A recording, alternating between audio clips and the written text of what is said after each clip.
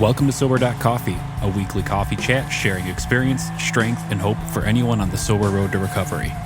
You can download Sober.Coffee weekly on all podcast platforms and check us out on Instagram at Sober.Coffee Podcast and on Twitter at Sober.Coffee Pod. To learn more about us and to help support these sessions, visit online at Sober.Coffee.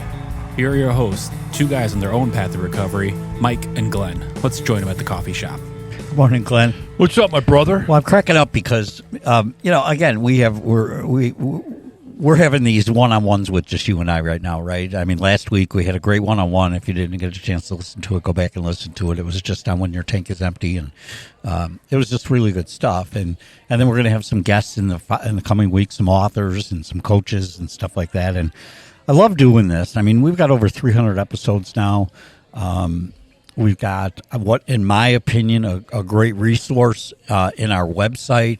We've got some writings up there, which the writings are amazing. Yeah, I do. Good thing you're back doing that. I do promise to get going back to doing that. Those recent ones you've done have been amazing. Yeah, and I will get back on it. I did about 200 of them, and then life happened, right, as we talked about last week. But we've got a great resource guide in the website, and I just love doing this because there's a whole world of people that are struggling. You know what I love, though, Glenn? I love the fact that the next generation behind us is consuming less alcohol. What I don't love is they're consuming more weed. I got a neighbor, right? I sit on my back deck. I just want to go to the store and buy him some good smelling weed because it's just the nastiest thing in the world. I'm like, dude, I've been around weed since the 70s. Where are you getting your stuff from? A skunk farm? Man, I'll tell you what, you want to smell weed, you walk down the street of Manhattan. Oh, was it? Yeah, right. Oh my gosh. Yeah. So, weed does nothing for me, thank God. And well, it did for me. It does for a lot of people. It's destroying a lot of lives. And again, people think, oh, these guys are just naysayers and, what's wrong with a little? Well, if you can handle a little and you're existing in life and it's really not messing with you, then you're probably listening to the wrong podcast. I was just going to say, you know what? If you can have half a beer, that's right. You're on the wrong show. Yeah, right. You go listen to Rogan, right? I know, you're on the wrong show.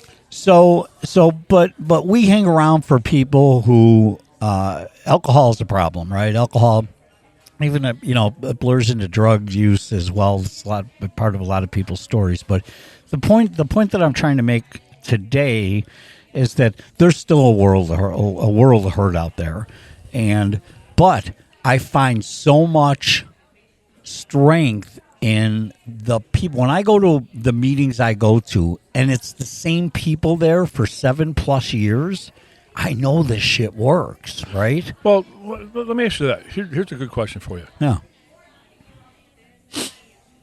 Because I see this a lot. No, you're right. I was really noticeable. I got my 11-year coin, and I look around the room, and there were 10 or 11 guys. Big Frank was there. Yeah, right. And maybe there was 12. Yeah. That were in the rooms right, when you came in. Right. So I love the people that. And then that's out of. Just give a snapshot out of how many, just so the listener knows it wasn't just 11 people in the room. There was probably 50 people in the room. So a good 20% of them you've were seen. there for 11 years plus. Right. And then a bunch of. I was at the same meeting. A bunch of people there had 6 years, 7 years, 8 years. I'm looking around. There was a ton of sobriety. There was a few newcomers with 3 months, 9 months, 6 months. But, yeah. So I'm going to say something. Yeah. It's going to be crude and rude, but I'm going to say it. Okay, go. So for the people that say AA doesn't work. Mm-hmm. Right. We've got proof. Go ahead. I'm sorry. I'm not sure if I want to give them my select middle finger or if I want to reach out and give them a hug. Mm-hmm. Mm-hmm. But they are wrong. Right. And I feel sorry, and I think for those who are listening who feel that way, AA doesn't work. First of all, I love you. Second of all, I say, wait, the same people you want to give the middle finger to, you love? Yeah. Okay. But I probably say in the same sentence, maybe because I felt that way. I was bitter. I had expectations that AA didn't deliver for me early on. but I was able to get through my own bullshit, my own ego, and understand AA my way didn't work. But AA's way works. And when I surrendered, and with my sponsor, I said, I will do anything you tell me to do. Guess what? AA started to work. Sometimes quickly, mostly slowly. But man, it works. So I'm not sure what point I was making with that, but I get real passionate about that. And maybe at the end of the day, yeah, I'd like to suck those people into a meeting with 50 people and show them that AA is working for these 50 people. Whether it's for 7 days, 7 months, or 7 years, or 11 years in your case. And there was a lot more sobriety in that room, 20 years, 30 years. Or maybe the best way to say it is AA doesn't work for me. Right. There you go. There you go. It's like the gym. I can say, hey, the gym doesn't work. All right, because it's not working for you. Doesn't work for me. First of all, I don't go to the gym. I have an amazing membership. I have an amazing executive locker. I got all the best gym clothes in there. You got to look the part. I got gym shoes in there, and I might go every 6 months. So is it fair for me, because I'm not doing gym the right way, is it fair for me to sit there and say, the gym doesn't work, right? Because now, suppose somebody was looking to get into shape, and the gym would be awesome for them, but now they hear me mouthing off my ego, saying, the gym doesn't work. That's because I'm an asshole. I'm not committed to the gym. My insides, gym focused, are horrible. Right. So why am I putting my my bullshit excuses on somebody else and say, the gym doesn't work? Right. When I clearly see guys that are cut. I can tell you this. Yes, the gym works. The gym works. If you use the gym. Right. AA works if you use the AA. Okay. So that's where, you know what? I'd rather give him my middle finger right now. Okay, so we'll put a nail in that one. Here's the second question. Is AA working? Glenn, you just threw a bomb in the room. Is AA working if you're still doing weed? So I would say this. First of all, I think weed is, first of all, thank God it doesn't do anything for me, and I have no premonitions to weed. Cinnamon jawbreakers, now that's a different thing, right? But weed. So I would say this. That's not sobriety. I don't think you can have a wonderful driving quality life in every area of your life if you're doing weed every day. I just think it changes mindset, and it changes the quality. Some people think they get better quality. Okay, whatever. I'm not looking to argue. You asked me a question. I'm giving you my opinion. I think the ultimate goal is sobriety. There are people that say if you drink coffee and we're just guzzling here, that's a mind-altering substance. Whatever. But I think I'm very conscious of mind-altering substances. Just went through surgery. I have a right, even though I'm sober, I have a right not to go through excruciating pain. So I took pain pills. But now my doctor knows I'm an alcoholic. My sponsor knew about the pain pills. Jen knew about the pain pills. I knew about them. You told me about them. I knew I had 30 of them. I took 30 pain pills over 8 days, right? And my objective, it's funny, I was about ready to throw out the last one because I said, I don't think I need these anymore. And then I was traveling and I just searing pain. I'm like, oh boy. So I broke the one in half and I took a half of one. And then I ended up throwing out the last half. But to me, that says I don't have a problem with that. That's control. Right. If I got to 30 and took them all the first day. Right, sure. I got a problem with them.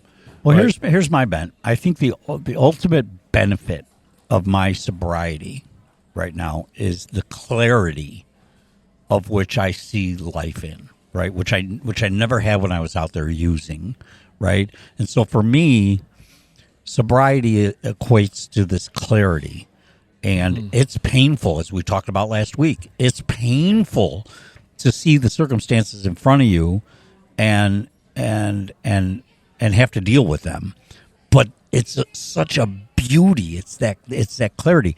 Once you add mind-altering substance to my system, it's not. I used to go to the dentist just to get the prescription for Vicodin, right? Just to get it. Even if I had a minor tooth, even if I didn't have a toothache, I'd say I had a toothache so I could get the 30 pills, right? Now I go to the dentist and she's like, "You need some Vicodin?" I'm like, "No, thank you." You know, I will do this with ibuprofen, right? Now again, I have the right, if it's major medical mouth surgery, I have the right to take it. I'm just going to take as much pain as I possibly can because I don't want to lose the clarity, right? It's a beautiful gift. Right. So when you just said, you did your self-reflection there and you said the best benefit of sobriety, when you first said that, what instantly came to my head is I know I can tell you what your number one benefit of sobriety is. The people around you that are recipients of the value that you deliver to them, for them, with them. I think that's the value of your sobriety. Oh, boy, and I could say the same thing for you. Because I look in your sphere, and the people you're helping right now are your employees, the people in the rooms, doing this. I mean, you're helping people we don't know. And so, yes, I see the same thing. That is a social benefit. That is a societal, I should say, benefit of the people around us. Yeah, but you know what's funny is, I saw our. Can I sidetrack? Sure. Yeah, so we're involved in the same. We go to the same church, and our church is getting a new pastor or whatever, and I'm on social media, and I get a lot of. Probably 4 key contents on social media with the algorithm. I get sobriety, I get spirituality, I get baby and kid stuff because I got granddaughters, right? And golf and skiing. So there's 5. No porn. That's good. No porn. That's something. In fact, full transparency. Probably about 10 years ago, you go to my Instagram and you go search. Right. Like all the suggested search were all like models. Right. Now it's skiing, it's kids, That's right, kids' right, clothes. right. It's like infant clothes, Walkers. Yeah, but dentures. You want to see what you're about? Pull up your search page. Yeah, right. Or what the internet thinks you should. Right. Yeah, right. So go ahead. Have you lost track? Yeah. Okay, there you go.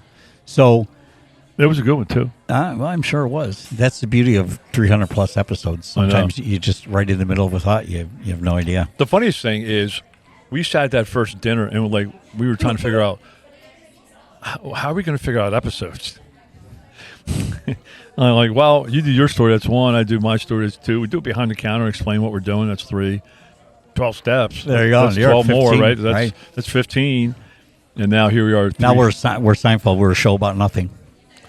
Or we're a show about everything. Oh, a show about, yes. So, all right, back on the point. AA doesn't work for some, okay?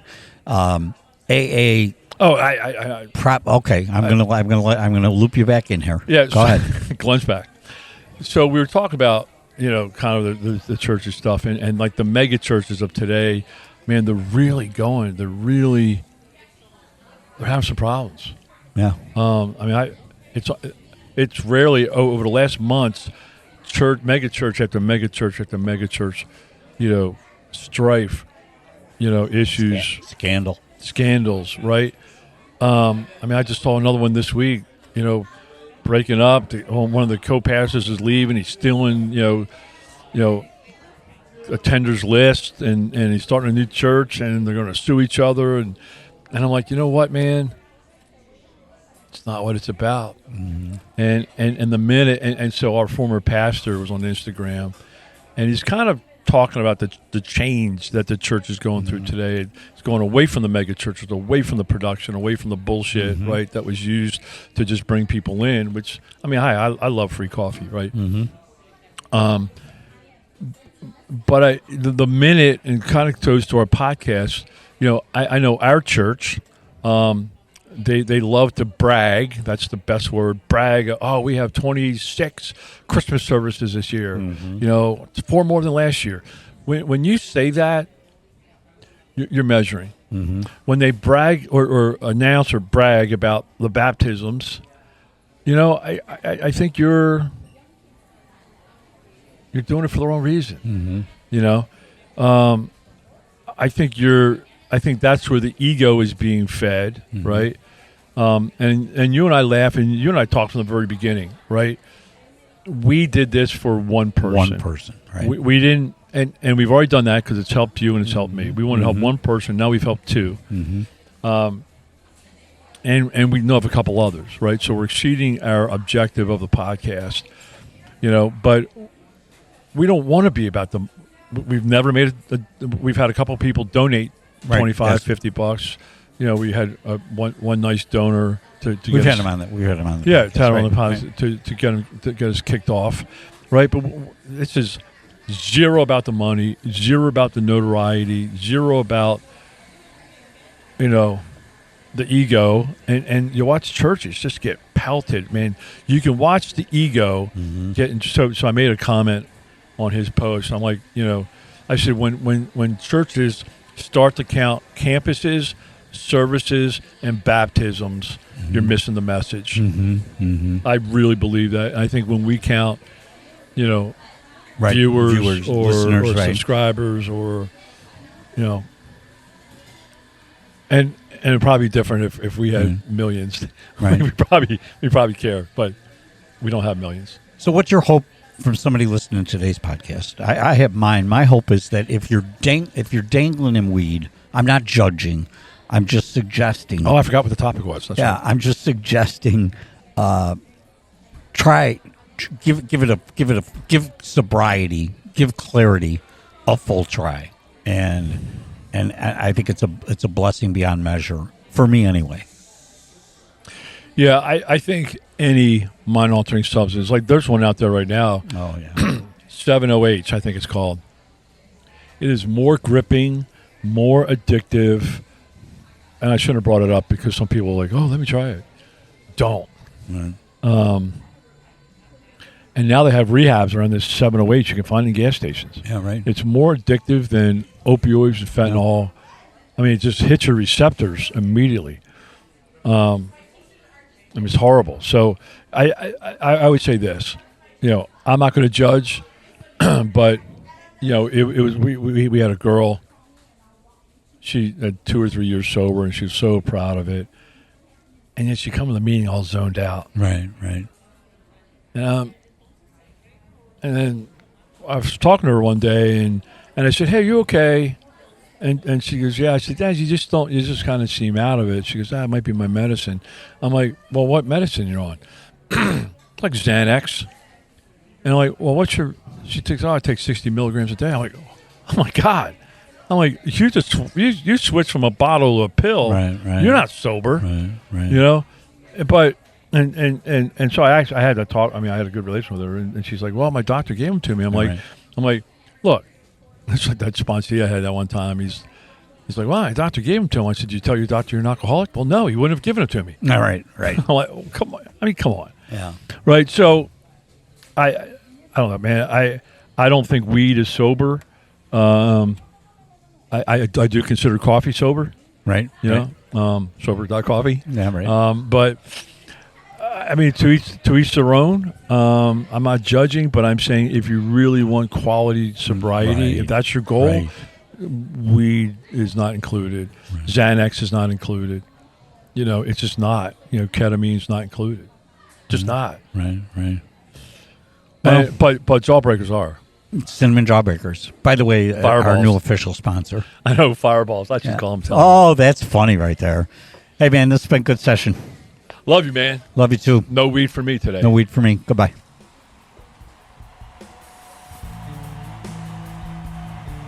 Thanks for joining us for today's coffee chat.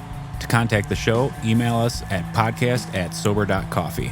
If you need immediate help, the AA hotline is 800-839-1686. The National Suicide Prevention Hotline is 800-273-8255. Remember, Mike and Glenn are sharing their own journey on the path to recovery. Any suggestions, medical or otherwise, are their own experiences and should not be viewed as professional advice. See you next week, and remember, there is a solution.